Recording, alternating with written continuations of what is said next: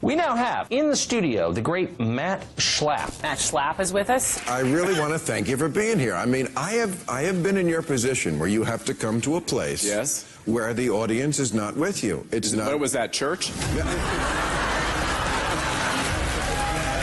Because you cannot defend the fact that the President of the United States is a compulsive, pathetic, daily liar. You have Trump's derangement syndrome.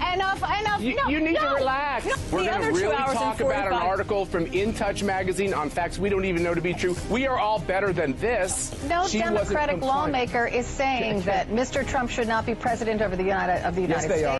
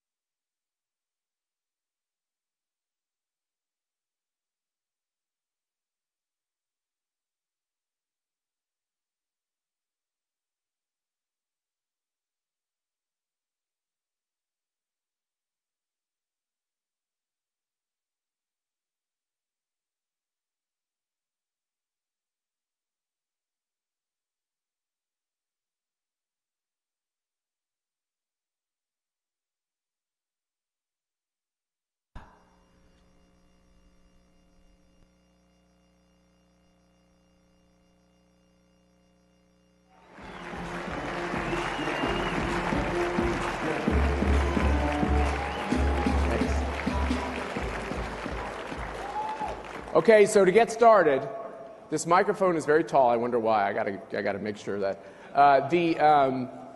this is the largest crowd we have ever had at a CPAC.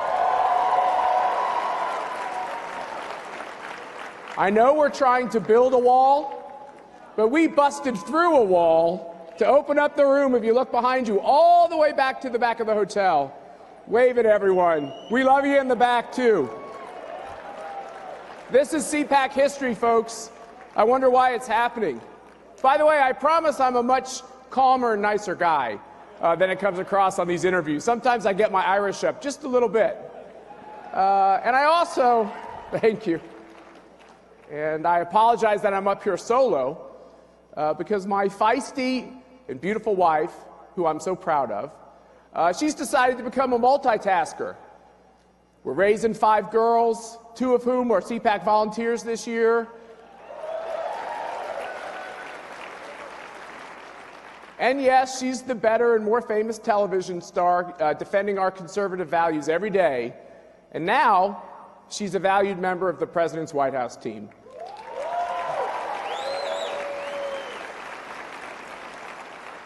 I'm proud of you, sweetheart, and I know you're somewhere here. I can see you.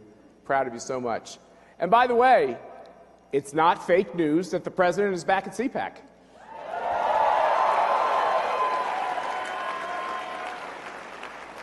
And for the first time in our history, our long history, our 50-year history, the President of the United States and the Vice President of the United States have come back in successive years. And why? To pay respects to the heart and soul of the Republican Party, all of you.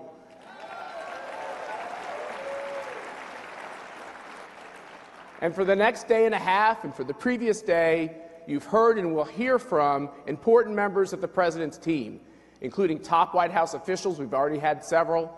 A couple of cabinet secretaries like you had this morning with Secretaries Perry and Zinke. And we all know this. Mr. President, when we see the attacks from the news media, which every and even liberal studies show are 90% negative, when we see all those attacks, when we see the orchestrated rallies against your agenda and all the hate of #resistance, it gets us fired up.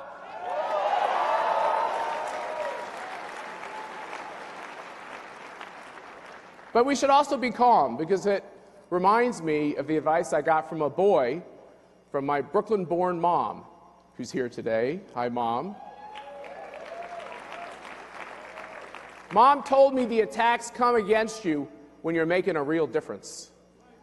Mr. President, they are attacking you because you are making us great again.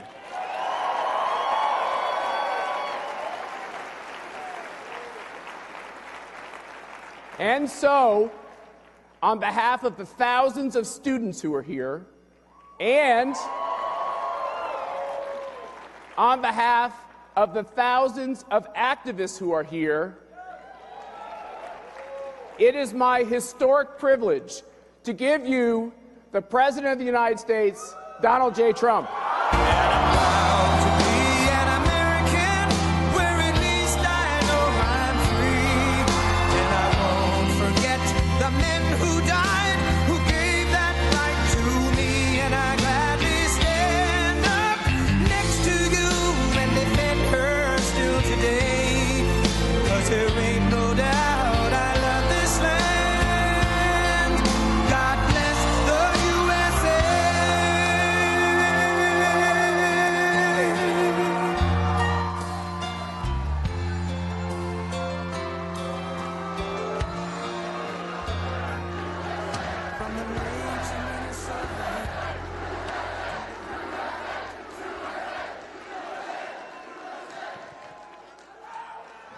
Thank you very much. Thank you, everybody. Thank you.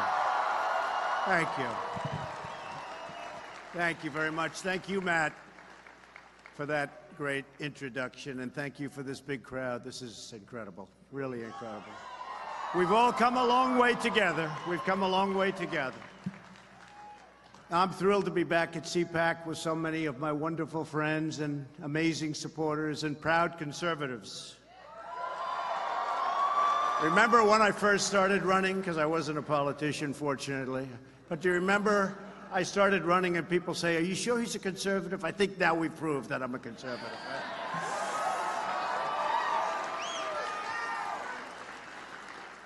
For more than 4 decades, this event has served as a forum for our nation's top leaders, activists, writers, thinkers. Year after year, leaders have stood on the stage to discuss what we can do together to protect our heritage, to promote our culture, and to defend our freedom. CPAC has always been about big ideas, and it's also been about putting those ideas into action. And CPAC really has put a lot of ideas into action. We'll talk about some of them this morning.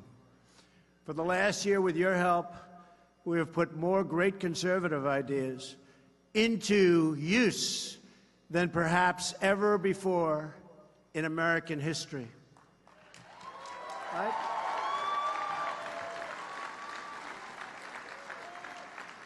By the way, what a nice picture that is. Look at that. I'd love to watch that guy speak.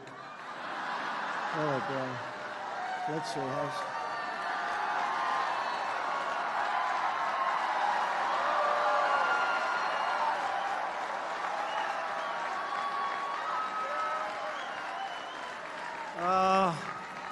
I try like hell to hide that bald spot, folks. I work harder.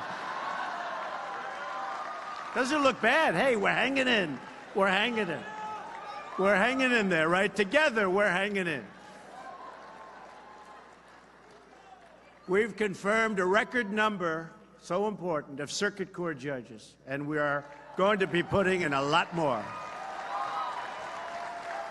And they will interpret the law as written.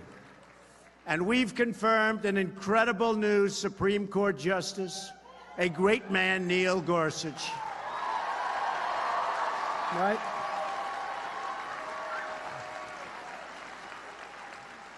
We've passed massive, biggest in history, tax cuts and reforms.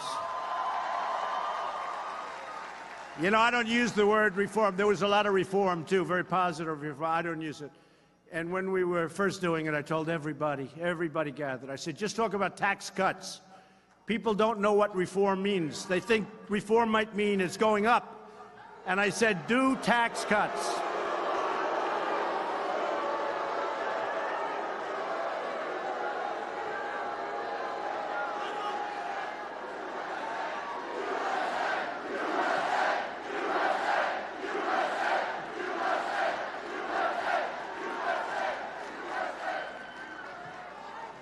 Thank you. How did he get in here, Matt? Boy. Okay. Just for the media, the fake news back there. They took very good care of him. They were very gentle.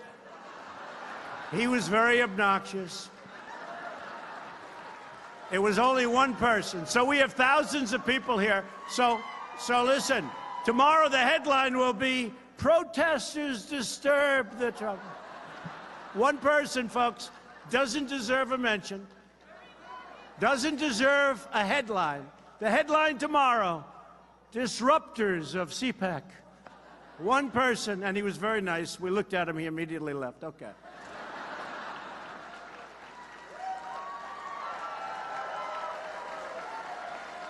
No, I've had it too often. You'll have one person, and you can hardly even hear. In fact, the biggest really disturbance are you people. You know why? He'll say something, nobody hears him, because it's so. And then the crowd will start screaming at him, and then all of a sudden we stop and that's okay. You have to show your spirit, right? You have to show your spirit. It's true. So we passed the biggest tax cuts in the history of our country, and it was called Tax Cut and Reform. And I said to our people, don't use the word reform, because we're going to call it the Tax Reform Act. I said, no wonder for 45 years nothing's been passed. Because people want tax cuts, and they don't know what reform means. Reform can mean you're going to pay more tax. So I convinced politicians who have done this all their lives, and they do a great job in many cases, but this was one they were going, the Tax Reform Act of whatever year we want to put, okay? So they have the Tax Reform Act, and that was it. And now it was called the Tax Act, Tax Cut Act, and jobs. We had to add jobs into it because we're picking up tremendous number of jobs. 2.7 million jobs since the election. 2.7. So now people hear tax cuts, and it has been popular. Remember, it started off a little slow. Then it got passed, and we had some great help. I will say we had some great help in the Senate, in the House. We have guys here today. We have a lot.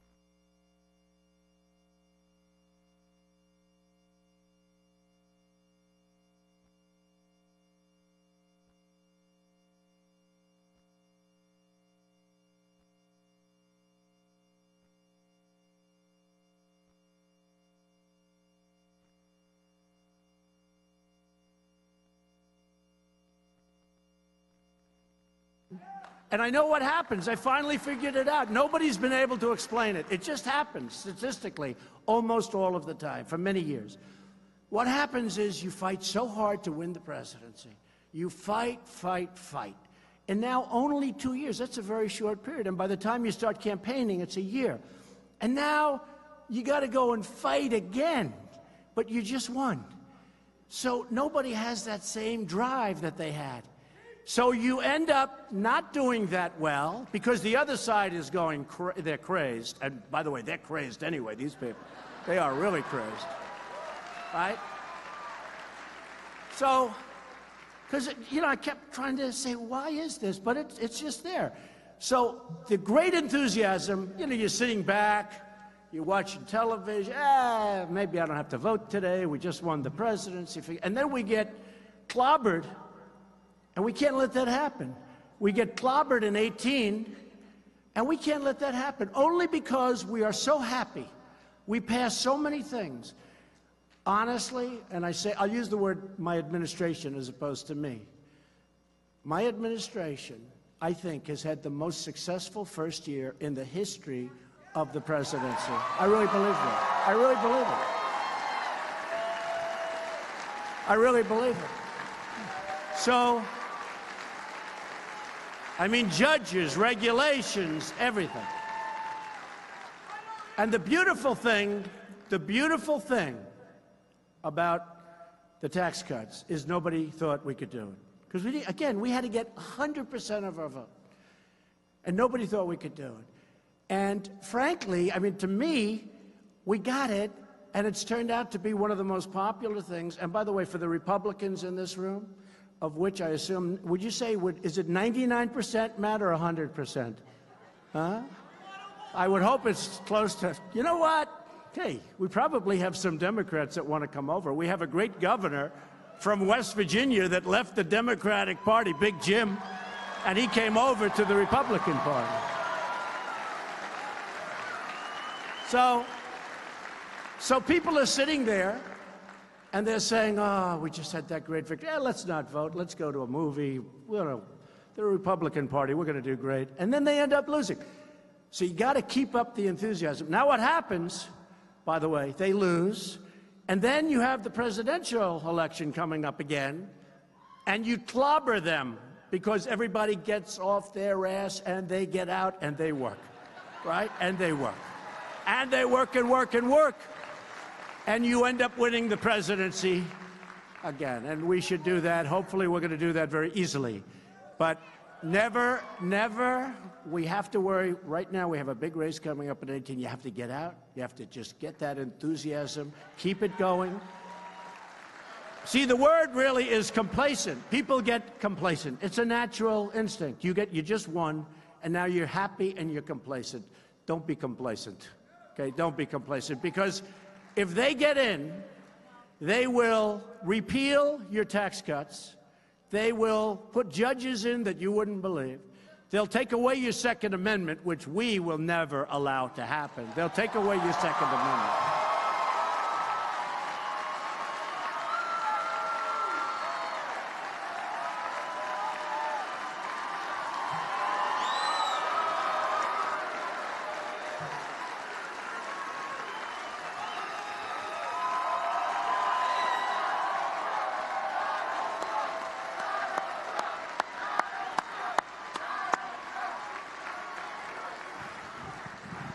Remember that. They will take away, thank you, they will take away those massive tax cuts, and they will take away your Second Amendment. By the way, if you only had a choice of one, what would you rather have, the Second Amendment or the tax cuts? Go ahead. Second Amendment, tax cuts. Second Amendment. I'm going to leave it at the Second Amendment. I don't want to get into that battle, all right? We're going to say you want, Matt, we're going to say you want the Second Amendment the most. But we're going to get them all. And remember this.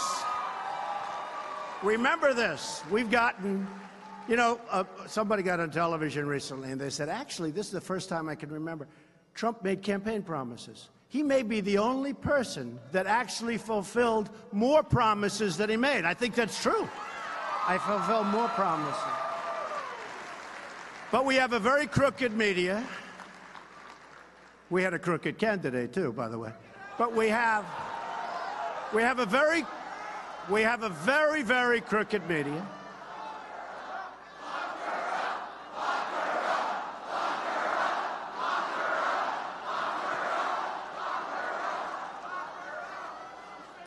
I will say this, folks. Everything that's turning out, now it's amazing. That's come full circle. Boy, have they committed a lot of atrocities when you look, right? How would you look? Have they done things that are wrong? But remember this. Not only did we get the tax cuts, which everybody said we wouldn't get, and by the way, repealed in that tax cut the individual mandate, which is a tremendous thing. This is where you're forced to pay in order not to have health care, okay? Is that great? You pay for the privilege of not having health care. So you're subsidizing lots of other people. That's gone. I know people came up to me with tears in their eyes. They're saying, I'm forced to pay not to have health care. It's very unfair. And by the way, we're having tremendous plans coming out now, health care plans, at a fraction of the cost that are much better than Obamacare. And except for one senator who came into a room at 3 o'clock in the morning and went like that, we would have had health care too. We would have had health care too. Think of that. But I think we may be better off the way we're doing it. It's piece by piece by piece. Obamacare is just being wiped out. The individual mandate essentially wipes it out. So I think we may be better off. And people are getting great health care plans, and we're not finished yet. But remember, one person walked into a room when he was supposed to go this way, and he said he was going this way, and he walked in and he went this way, and everyone said, what happened? What was that all about? Boy, oh boy, who was that? I don't know. I don't know. I don't know. I don't want to be controversial, so I won't use his name, okay? What a mess. But it's all happening anyway. It's all happening anyway.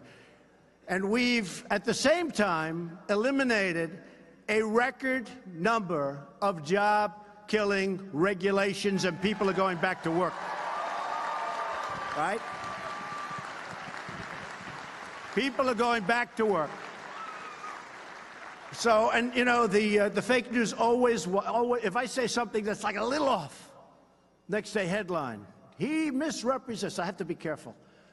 But in the history of presidents, no president, and I'm saying no president, now maybe they'll find I was off by 2, but we're here 1 year. No president, well, I read it in lots of good papers, actually, but they'll change the story when I say it.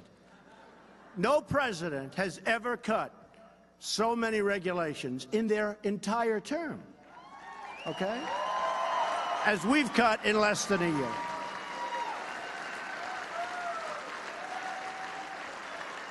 And it's my opinion that the regulations had as big an impact as these massive tax cuts that we've given. So I really believe that.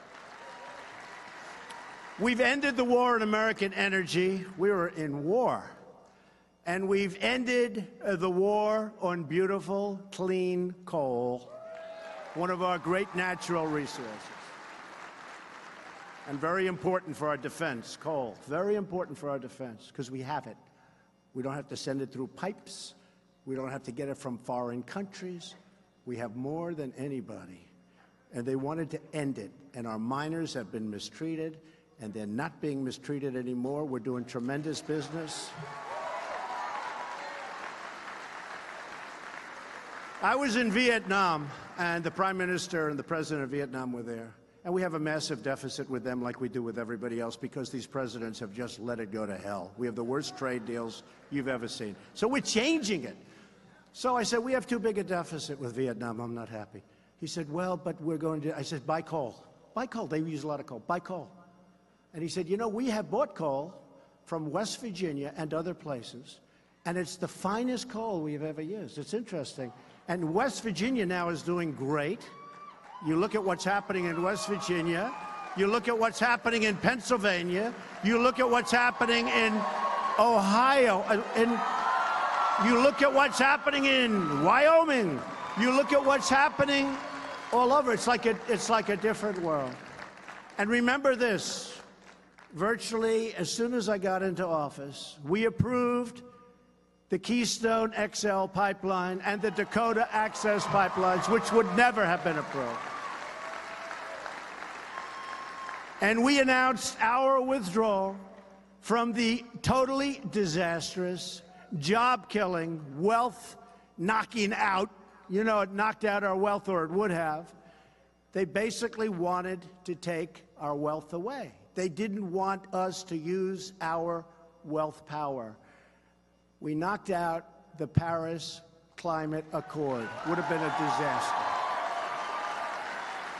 Would have been a disaster for our country.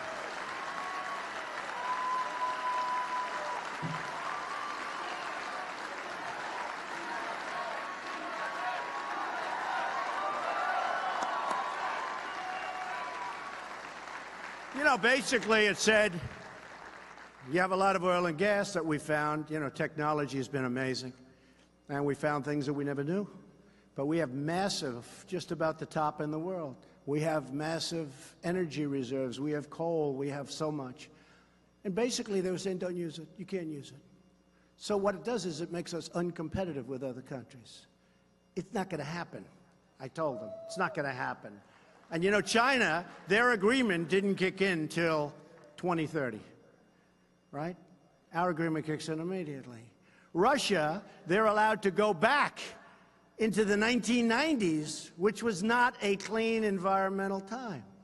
Other countries, big countries, India and others, we had to pay because they considered them a growing country. They were a growing country. I said, what are we? Are we allowed to grow too? Okay? No, are we allowed to grow? They called India a developing nation. They called China a developing nation. But the United States, we're developed. We can pay. So, folks, if you don't mind, I tell you what, it's amazing how many people understood the Paris Accord because it sounds so good. It's like some of the environmental regulations that I cut. They have the most beautiful titles. And sometimes I say, look, I'm just going to close my eyes and sign this because you know what? I'm going to get killed on this one. And I get so much thanks. The country knows what I'm doing. We couldn't build. We couldn't farm.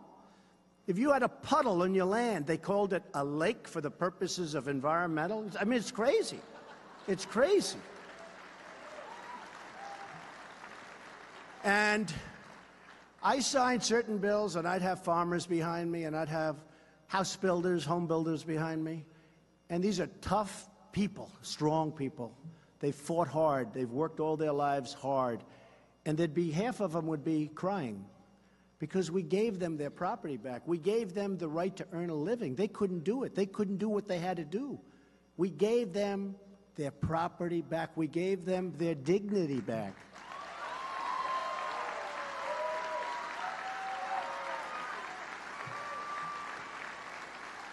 By the way, you don't mind if I go off script a little bit because, you know, it's sort of boring. It's a little boring.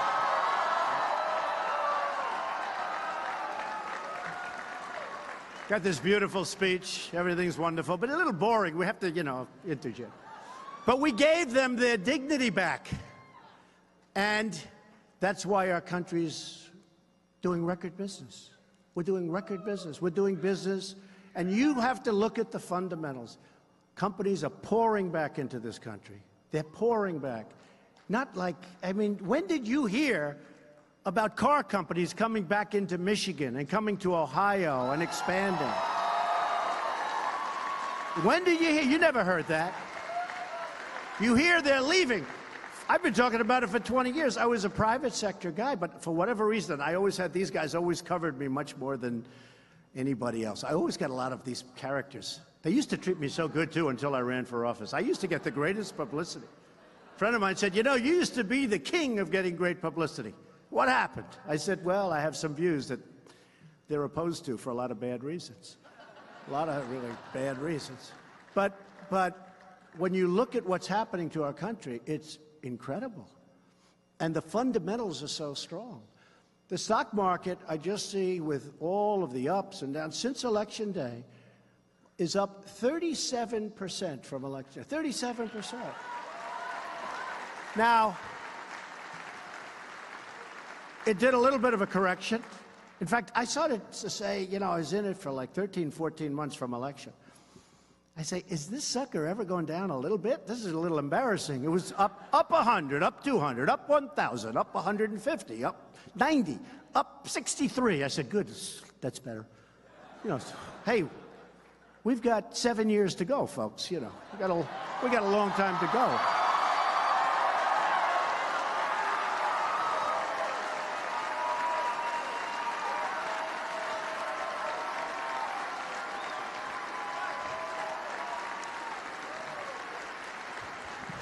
So, thank you, everybody.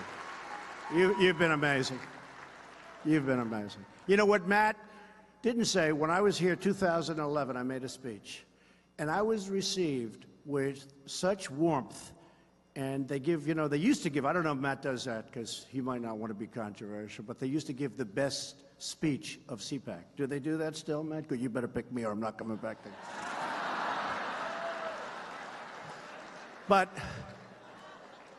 And I got these, everybody, they love that speech. And that was, I think, Matt, I would say that might have been the first real political speech that I made. It was a love fest. 2011, I believe, the time was.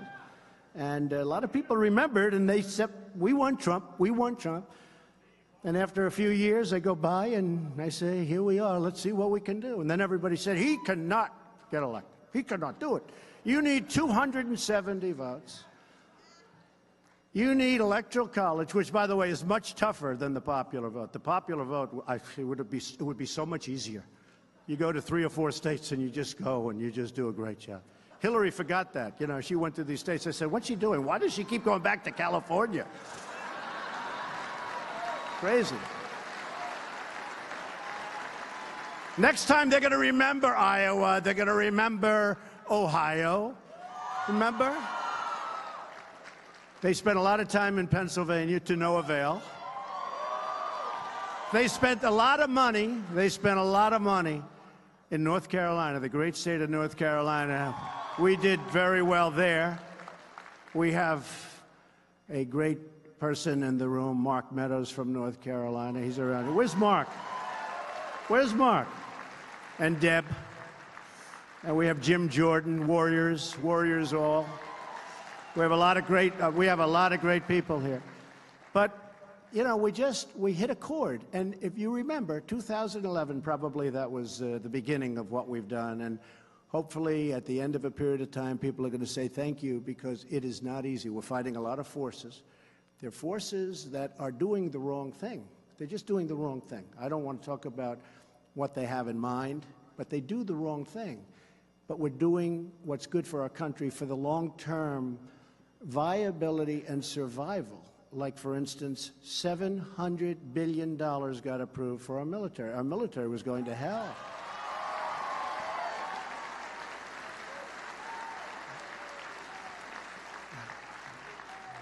We declined to certify the terrible one-sided Iran nuclear deal. That was a horrible deal. Who ever heard you give $150 billion to a nation that has no respect for you whatsoever? They're saying death to America while they're signing the agreement. If somebody said death to America while I'm signing an agreement and I'm president, I immediately say, what's going on here, folks? I'm not signing. What's going on? They just kept going. Kerry, Kerry may be the worst negotiator I've ever seen. How about this guy? How about, and Obama, of course, he's the one. But how about $1.8 billion in cash? Did you ever see what, like $1 million in $100 bills? A lot of people do it as a promotion. It's a lot. It's big. It's like big. Now take that. Go to $1.8 billion in cash. $1.8 billion. For what? For what? Why did we do this? Why did we do it? Anyway, we didn't certify, and lots of interesting things are happening with that whole mess. But we have to treat people that treat us well, we treat them well. People that treat us badly, we treat them much worse than they can ever imagine. That's the way it has to be. That's the way it has to be.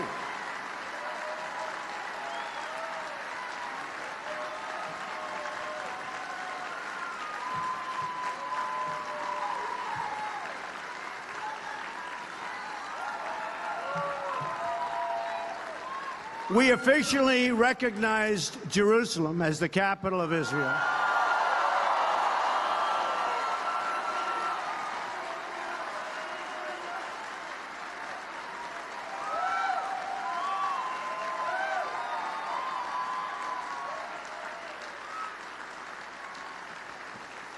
You know, every president campaigned on, we're going to recognize Jerusalem as the capital of Israel. Everybody, for many presidents, you've been reading it. And then they never pulled it off. And I now know why. Because I put the word out that I may do it, right?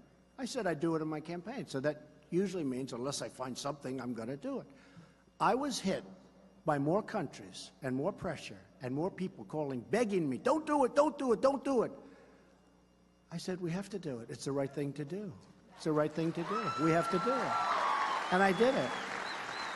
But every other president really lied because they campaigned on it. That was always a big part of the campaign. Then they got into office, they never did it. So I understand why they didn't do it, because there was tremendous, the campaign against it was so incredible. But you know what?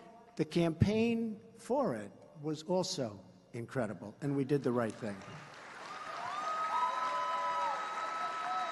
So we've kept our promise, as I said, to rebuild our military, eliminating the defense sequester, which is a disaster. And I don't know if you saw the number, $700 billion. You know, ultimately that comes before everything else. We can talk about lots of things. But if we don't have a strong military, you might not be allowed into this room someday, okay? You may not have your houses, your homes, your beautiful communities. We better take care of our military. These are the greatest people, and we're going to take care of our veterans. We're going to take care of the vets. We've been doing a good job on the vets.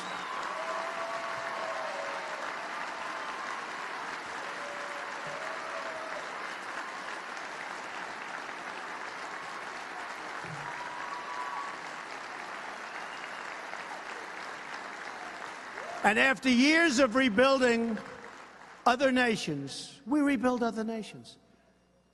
We rebuild other nations that have a lot of money. And we don't ever say, hey, you got to help.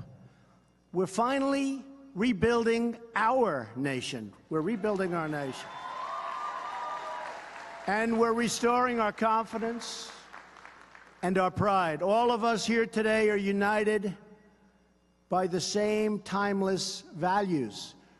We defend our Constitution, and we believe in the wisdom of our founders. Our Constitution is great. We support the incredible men and women of law enforcement.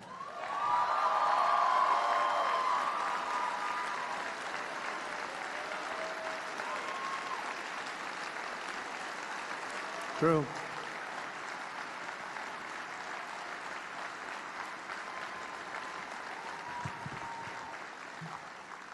We know that a strong nation must have strong borders. We celebrate our history and our heroes, and we believe young Americans should be taught to love their country and to respect its traditions. Don't worry, you're getting the wall. Don't worry, okay? I heard some. Getting the wall.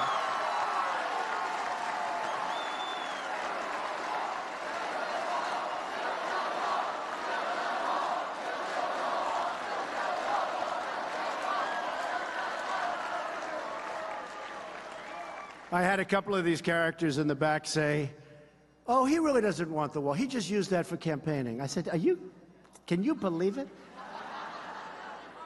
You know, I say every time I hear that, the wall gets 10 feet higher. You know that, right? Every time. Every single time. Okay. No, we're going to have the wall, or they're not going to have what they want. You know, we have a problem. We need more Republicans. We have a group of people that vote against us in a block. They're good at two things: resisting obstruction. Resisting obstruction. And they stick together. They do. They always vote in a block.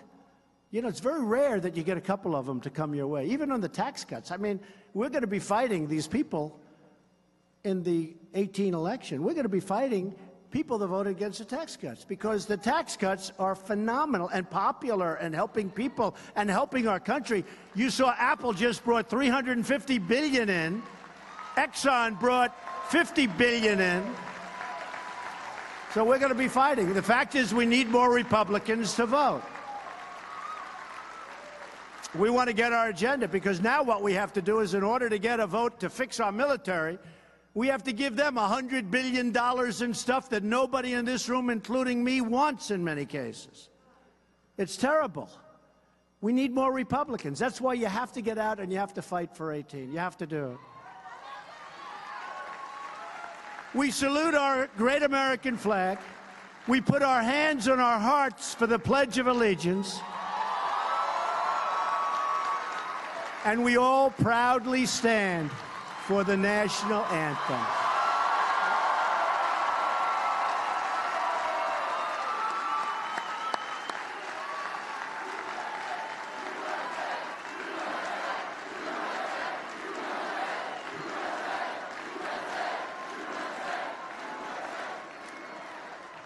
Above all else, we know that faith and family, not government and bureaucracy, are at the center of American life. We know that. Because in America, we don't worship government, we worship God.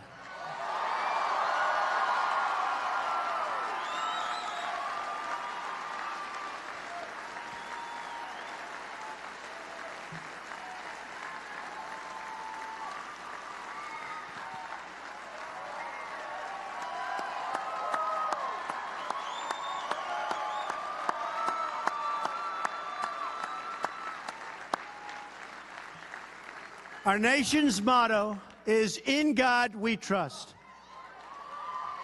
And this week our nation lost an incredible leader who devoted his life to helping us understand what those words really mean.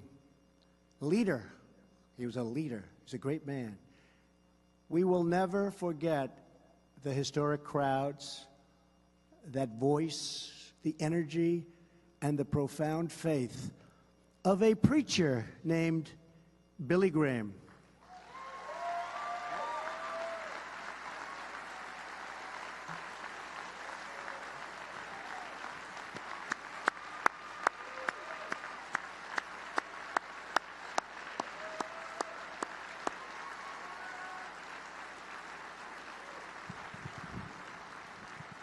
Great man and great family, Franklin Graham, great family. And they were for us, I'll tell you, they were for us. Right from the beginning, they were for us. As a young man, Billy decided to devote his life to God. That choice not only changed his life, it changed our country. And indeed, it even changed the world. Reverend Graham's belief in the power of God's word gave hope to millions and millions who listened to him with his very beautiful but very simple message: God loves you.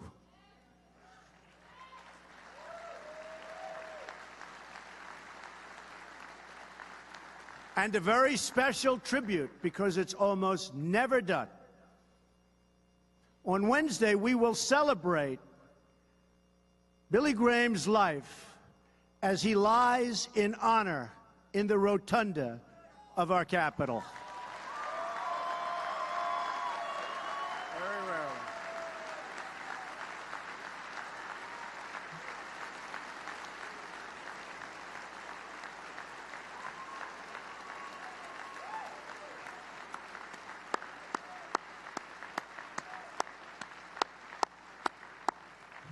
One day, Wednesday till Thursday, about 11 o'clock on Wednesday, I bet those lines are going to be long and beautiful because he deserves it.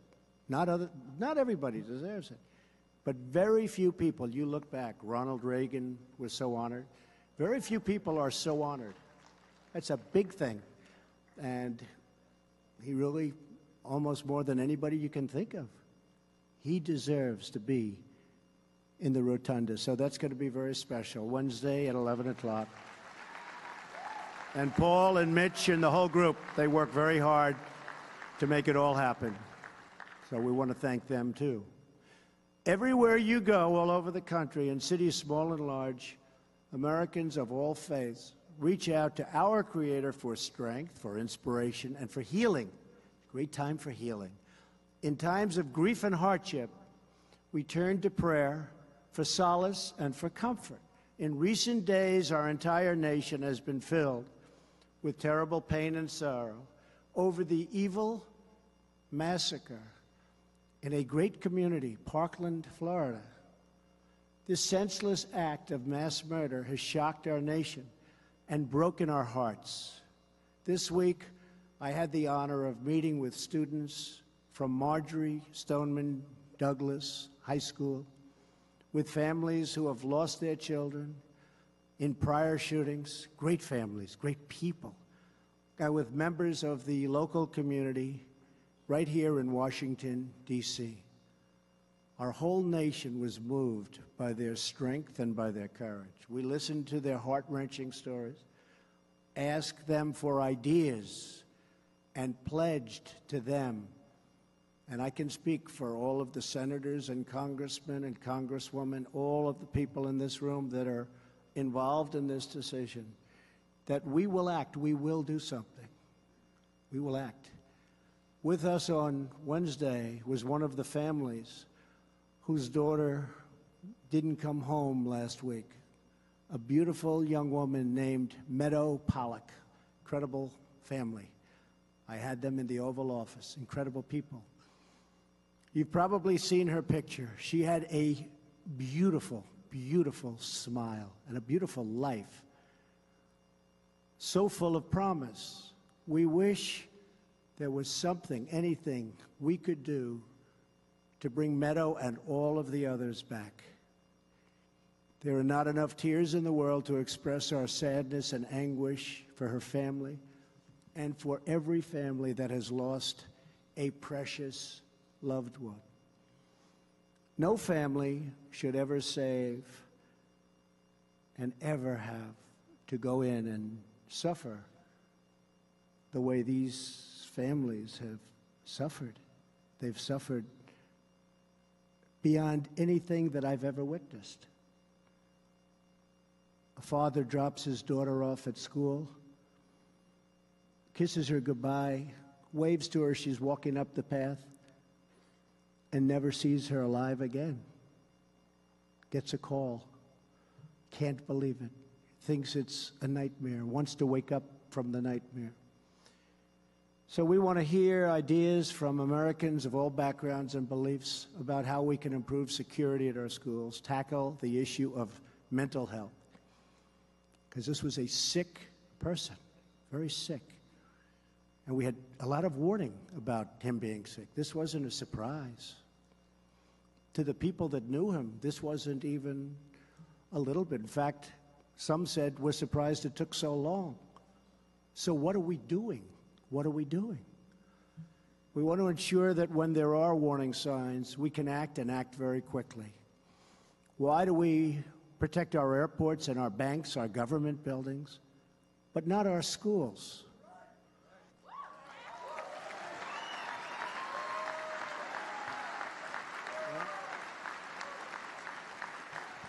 It's time to make our schools a much harder target for attackers. We don't want them in our schools.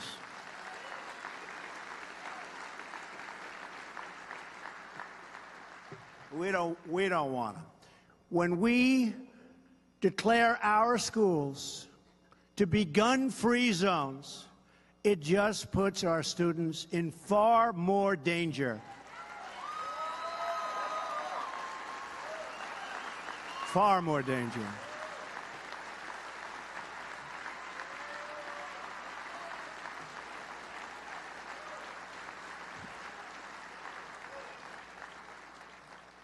Well-trained, gun-adept teachers and coaches and people that work in those buildings, people that were in the Marines for 20 years and retired, people in the Army, the Navy, the Air Force, the Coast Guard, people that are adept with weaponry and with guns. They teach. I mean, I don't want to have 100 guards standing with rifles all over the school. You do a concealed carry permit.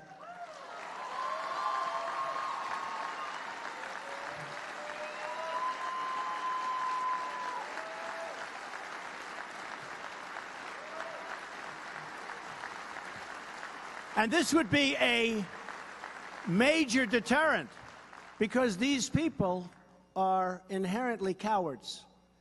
If they thought, like if this guy thought that other people would be shooting bullets back at him, he wouldn't have gone to that school. He wouldn't have gone there. It's a gun-free zone. It says this is a gun-free zone. Please check your guns way far away. And what happens is they feel safe. There's nobody going to come at them. This way, you may have, and remember, if you use this school as an example, this is a very big school with tremendous floor area and a lot of acreage. It's a big, big school, good school, a big, big school. You'd have to have 150 real guards. Look, you had one guard. He didn't turn out to be too good, I will tell you that. He turned out to be not good. He was not a credit to law enforcement, that I can tell you. That I can tell you.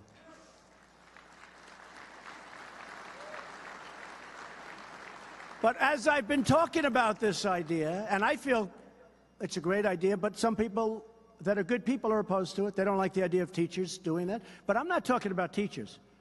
You know, CNN went on. They said, Donald Trump wants all teachers. Okay? Fake news, folks. Fake news. Fake news. I don't want a person that's never handled a gun, that wouldn't know what a gun looks like, to be armed. But out of your teaching population, you have 10%, 20% of very gun-adept people. Military people, law enforcement people, they teach. They teach. And something I thought of this morning, you know what else? And I thought of it since I found and watched Peterson, the deputy who didn't go into the school because he didn't want to go into the school, okay? He was tested under fire, and that wasn't a good result. But you know what I thought of as soon as I saw that? These teachers, and I've seen them at a lot of schools where they had problems, these teachers love their students, and the students love their teachers in many cases. These teachers love their students, and these teachers are talented with weaponry and with guns. And they feel safe. And I'd rather have somebody that loves their students and wants to protect their students than somebody standing outside that doesn't know anybody and doesn't know the students and, frankly, for whatever reason, decided not to go in, even though he heard lots of shots being fired inside. The teachers and the coaches and other people in the building, the dean, the assistant dean, the principal, they love their people. They want to protect these kids. And I think we're better with that. And this may be 10% or 20% of the population of teachers, etc. It's not all of them, but you would have a lot, and you would tell people that they're inside. And the beauty is it's concealed. Nobody would ever see it unless they needed it. It's concealed. So this crazy man who walked in wouldn't even know who it is that has it. That's good. It's not bad, that's good. And a teacher would have shot the hell out of him before he knew what happened.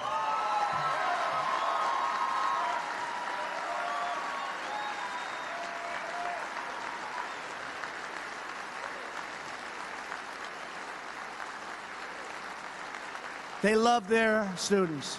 They love those students, folks. Remember that. They love their students. And I'm telling you that would work, because we need offensive capability. We can't just say, oh, it's a gun-free school, we're going to do it a little bit better. Because then you say, what happens outside? The students now leave school, and you got 1,000 students. You got 3,500 at the school we're talking about. But you have 1,000 students standing outside. The teachers are out there also. If a madman comes along, we have the same problem, but it's outside of the school. Or they drive cars. There are a lot of things can happen. I want to stop it. And I know it's a little controversial to say, but I have to say, since I started this 2 days ago, a lot of people that were totally opposed to it are now agreeing. They love their students. They don't want their students to be killed or to be hurt. So we have to do something that works.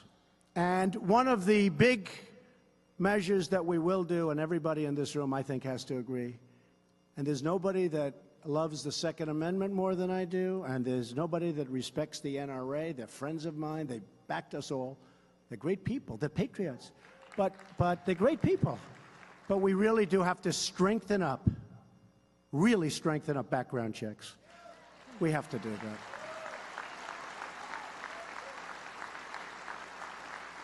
And we have to do, for the mentally ill, we have to do we don't want people that are mentally ill to be having any form of weaponry. We have to be very strong on that.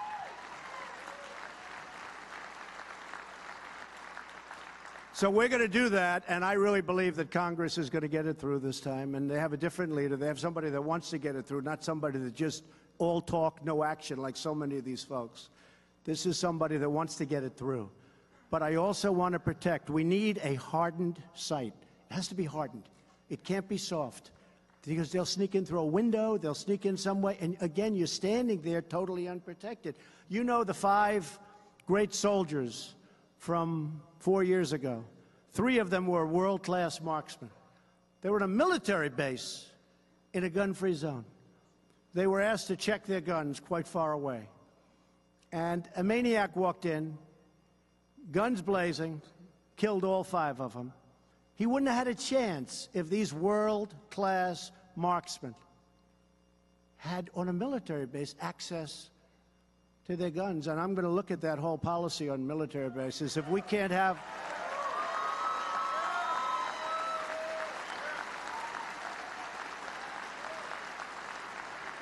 All 5 were killed. All 5. The guy wouldn't have had a chance. But we're going to look at that whole military-based gun-free zone. If we can't have our military holding guns, it's pretty bad. We had a number of instances on military bases. You know that. So we want to protect our military. We're going to make our military stronger and better than it's ever been before. We also need to create a culture in our country that cherishes life and human dignity. That's part of what we're talking about. A culture that condemns violence and never glorifies violence. We need to foster real human connections and turn classmates and colleagues into friends and neighbors that want to fight for us. We're not just having a conversation about school safety. You've had conversations, in all fairness, I'm pretty new on this job. We're here a little more than a year. I've been watching this stuff go on for 20 years. The president gets up, everybody's enthusiastic for the first couple of days, and it fades, fades, fades. Nothing ever gets done. We want to see if we can get it done. Let's get it done right. We really owe it to our country. I've been watching for a long time. I've seen a lot of words, and I've seen very little action. And you know, if you think about it, most of it's just common sense. It's not, do you love guns? Do you hate guns? It's common sense. It's all common sense. And some of the strongest advocates about what I'm saying are the strongest advocates, I know them very well, political people, the strongest advocates for the Second Amendment. But this is common sense. In addition to securing our schools, we're also implementing a strategy to secure our streets. We want our kids to be safe everywhere they go, whether they're in a classroom, walking home from school, or just outside playing with their friends. Every child deserves to grow up in a safe community surrounded by a loving family and to have a future filled with opportunity and with hope.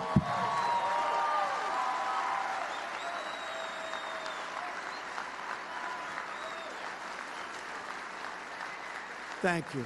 Thank you. It's just not fair.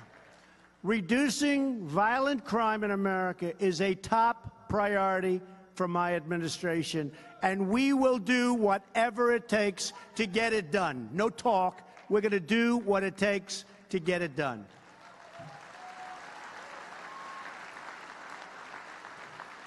As you've seen, pretty well reported that we're significantly increasing gun prosecutions by tremendous percentages. And we're working to get violent offenders off our streets and behind bars, and get them behind bars quickly for a long time, or get them the hell out of our country.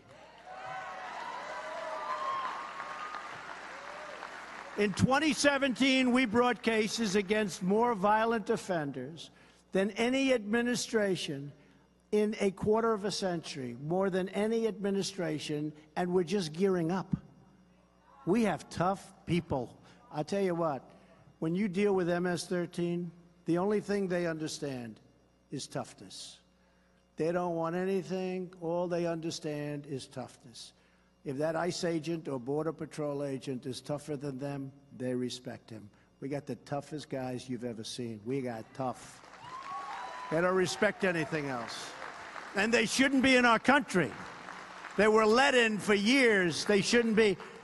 And we're getting them out. Our administration prosecuted more people for federal firearm charges than has been done in more than a decade. And again, we're just gearing up. We convicted 1,200 gang members and nearly 500 human traffickers. You know what, human trafficking? Who would think that we have this in this age?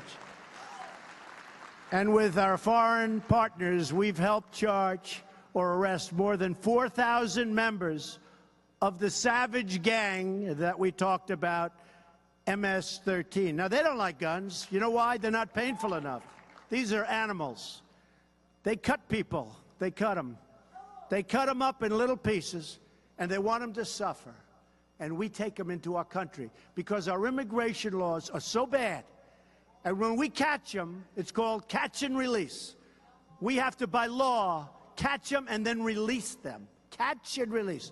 And I can't get the Democrats, and nobody has been able to for years, to approve common sense measures that when we catch these animal killers, we can lock them up and throw away the keys.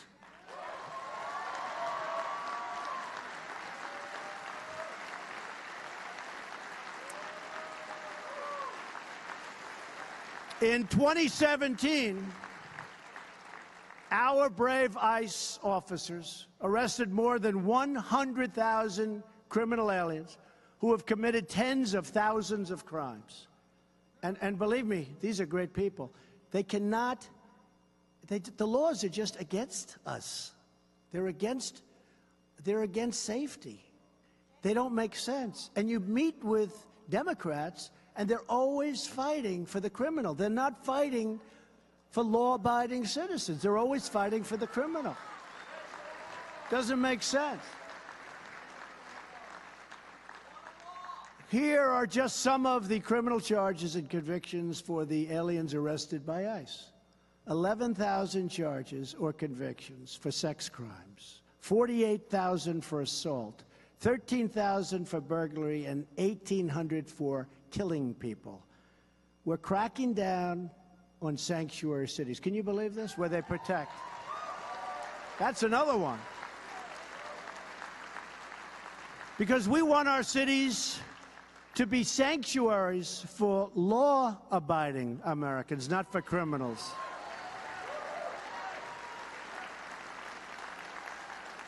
And by the way, the Senate Democrats and the House Democrats have totally abandoned DACA. They don't even talk to me about it. They have totally abandoned. You know, we get the reputation like DACA it's not Republican. Well, let me tell you, it is Republican, because we want to do something about DACA, get it solved after all these years. The Democrats are being totally unresponsive. They don't want to do anything about DACA, I'm telling you, and it's very possible that DACA won't happen, and it's not because of the Republicans, it's because of the Democrats, and frankly, you better elect more Republicans, folks, or it'll never happen.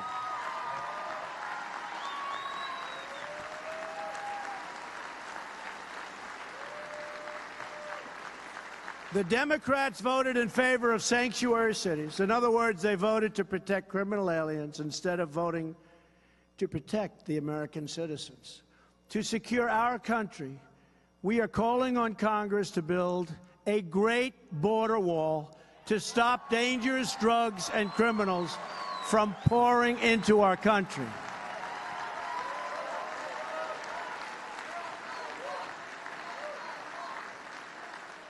And now they're willing to give us the wall, but they don't want to give us any of the laws to keep these people out.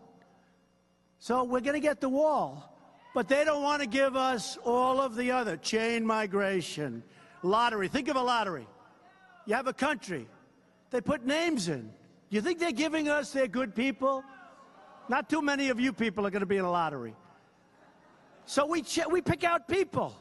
Then they turn out to be horrendous, and we don't understand why. They're not giving us their best people, folks. They're not giving us, I mean, use your heads. They're giving us, it's a lottery. I don't want people coming into this country with a lottery. I want people coming into this country based on merit, based on merit.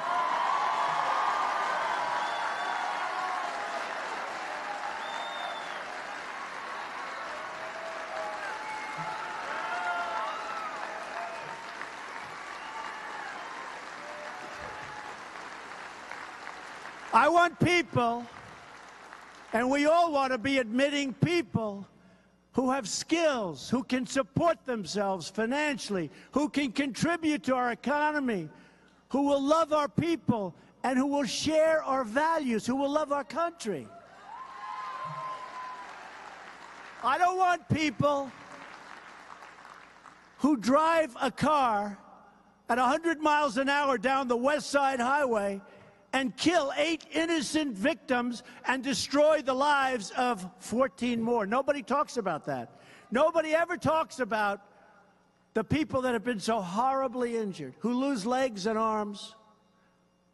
In Manhattan, where I used to spend my time, I know it very well, this stretch along the West Side Highway, people run in order to stay in shape. They want to be healthy. They want to look good. They run. They're running all the time. I see it. They run. We work in different ways, but they run. No, but think of this. They run, and they want to be fit. They're proud people. They want to be fit, and they're running up and down West Side Highway. It's beautiful. It's a beautiful thing. And this maniac takes a car going down the highway and just turns to it right, and he kills 8. But he really badly wounded 12 to 14 other people.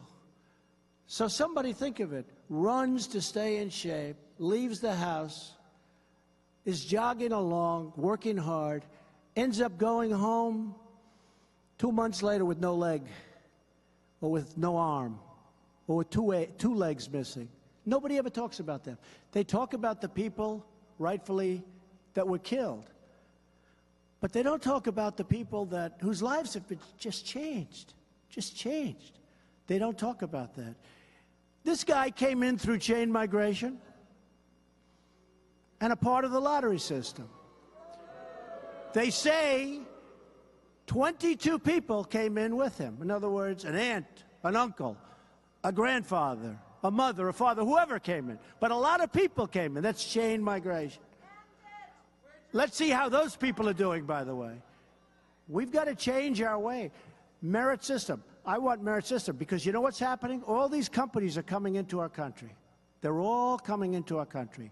And when they come in, we need people that are going to work. I'm telling you, we need workers now. We need workers.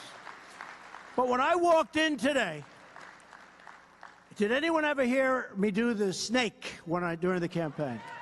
Because I had 5 people outside say, "Could you do the snake?" And I said, "Well, people have heard it. Who hasn't heard the snake?"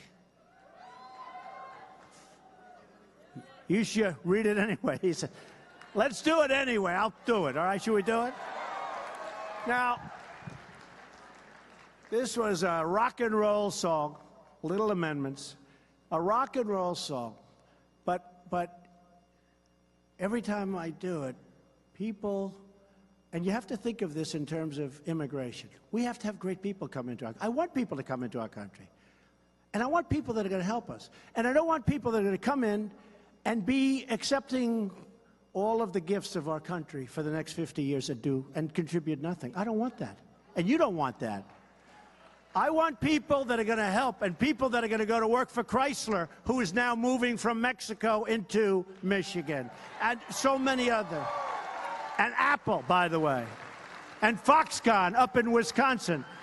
They're going to need 25,000 workers. I want people that can come in and get to work and work hard, even if it means a learning period, that's fine. But I want people that are going to come in and work. And I want people that love us and look at security, and they want you to be safe, and they want to be safe. I want great people coming into this country. I don't want people coming in the way they do now, because I want people that contribute. So this is called the snake, and think of it in terms of immigration. And you may love it, or you may say, "Isn't that terrible?" Okay? And if you say, "Isn't that terrible?" who cares? Because the way they treat me, that's peanuts compared to the way they treat me. Okay? Immigration. On her way to work one morning, down the path along the lake, a tender-hearted woman saw a poor, half-hearted, frozen snake. His pretty colored skin had been all frosted with the dew. "Poor thing," she cried, "I'll take you in, and I'll take care of you. Take me in, O tender woman, take me in for heaven's sake. Take me in, O tender woman," sighed the vicious snake. She wrapped him up all cozy in a comforter of silk and laid him by her fireside with some honey and some milk. She hurried home from work that night, and soon as she arrived, she found that pretty snake she'd taken in had been revived. "Take me in, O tender woman, take me in for heaven's sake. Take me in, O tender woman," sighed the vicious snake. She clutched him to her bosom. "You're so beautiful," she cried. "But if I hadn't brought you in by now, surely you would have died." She stroked his pretty skin again and kissed and held him tight. But instead of saying thank you, that snake gave her a vicious bite. "Take me in, O tender woman. Take me in for heaven's sake. Take me in, O tender woman," sighed the vicious snake. "I saved you," cried the woman, "and you've bitten me. Heavens, why? You know your bite is poisonous, and now I'm going to die." "Oh, shut up, silly woman," said the reptile with a grin. "You knew damn well I was a snake before you took me in."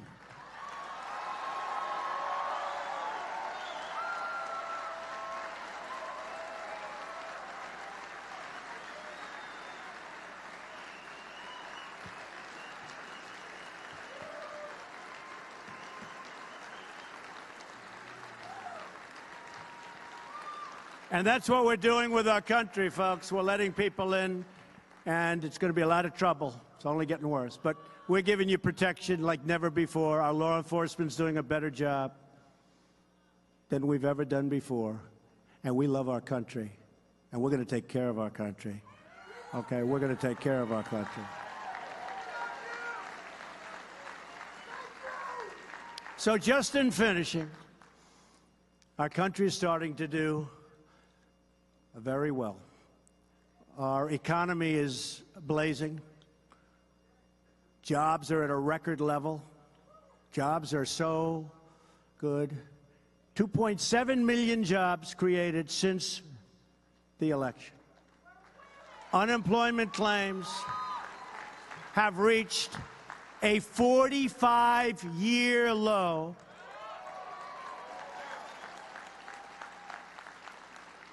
African-American unemployment has reached the lowest level in our history.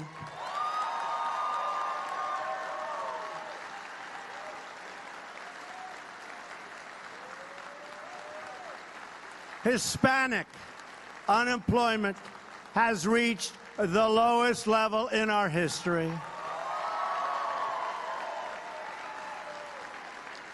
Women unemployment is at the lowest level in 18 years.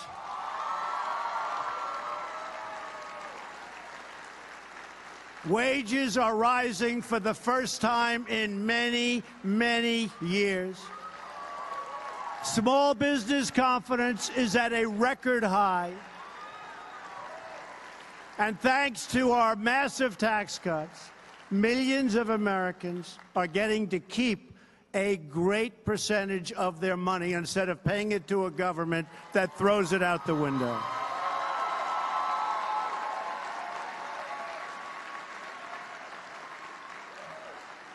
So I just leave you with this. We have to fight Nancy Pelosi. They want to give your money away. They want to give your money away. They want to end your tax cuts. They want to do things that you wouldn't even believe, including taking your Second Amendment rights away. They will do that. They will do that. So we have to get out there, and we have to fight in 18 like never before, just the way you fought with us. Just the way you fought with us. You fought so hard, and you were so tough, and you were so smart. You were so smart. And you know what? I know for a fact you did the right thing because we're looking at the numbers, and the numbers, even they have to give credit for the kind of numbers that we're producing. Nobody has ever seen anything like it. Under my administration, the era of economic surrender is over. We're renegotiating trade deals that are so bad, whether it's NAFTA or whether it's World Trade Organization, which created China. You look at China, it was going along like this, then we opened, stupidly, this deal. And China has been like a rocket ship ever since. And now, last year, we had almost a $500 billion trade deficit with China. We can't have that. We can't have that. I have great respect for President Xi, but we can't have that. We have to go and we have to do what we have to do. We just can't let countries, as an example, Mexico. We have a $100 billion trade deficit with Mexico. What does that tell you? You know what it tells you? NAFTA is no good. It never was any good. But for some reason, nobody ever changed it. They emptied our factories. You got to see the car plants and the auto plants in Mexico like you've never seen anything like it before. I want those companies, and they're starting. I want them back here. I want them back here. They're going to come back here, too. And we want to make our neighbors happy. But we can't continuously have other nations taking advantage of the United States like never before. And this has gone on for a long time. This has gone on for longer. The last administration was a disaster, but this has gone on for much longer than the last administration. And we've got to change it. We're going to change it. So we're renegotiating deals. And you know what? hate to say it, but if we can't make a fair deal for the United States, we will terminate the deal and we'll start all over again. We're going to have to do it.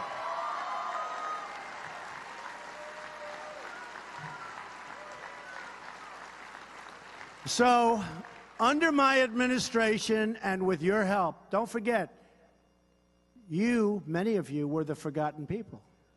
You were the people that when the polls came out, they didn't know that you existed. The Democrats are trying to figure out who you are because they want to get you back. But you were people.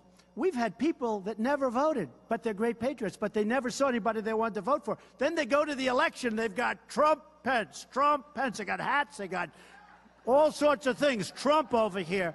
Make America great again hats, right?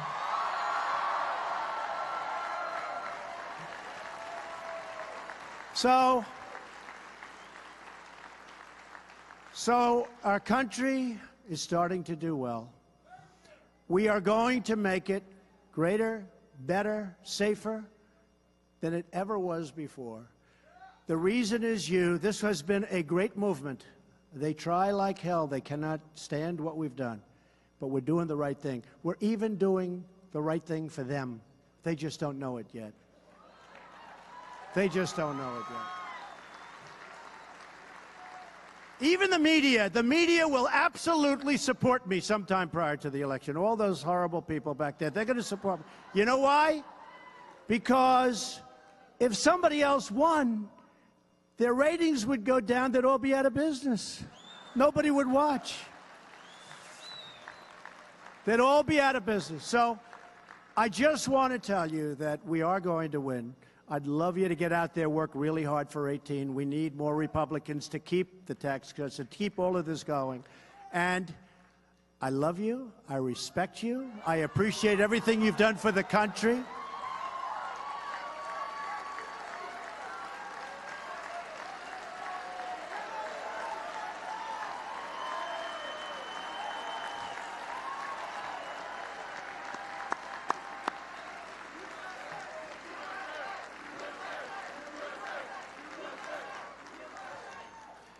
I appreciate everything you've done. I do want to say, because people have asked, North Korea, we imposed today the heaviest sanctions ever imposed on a country before.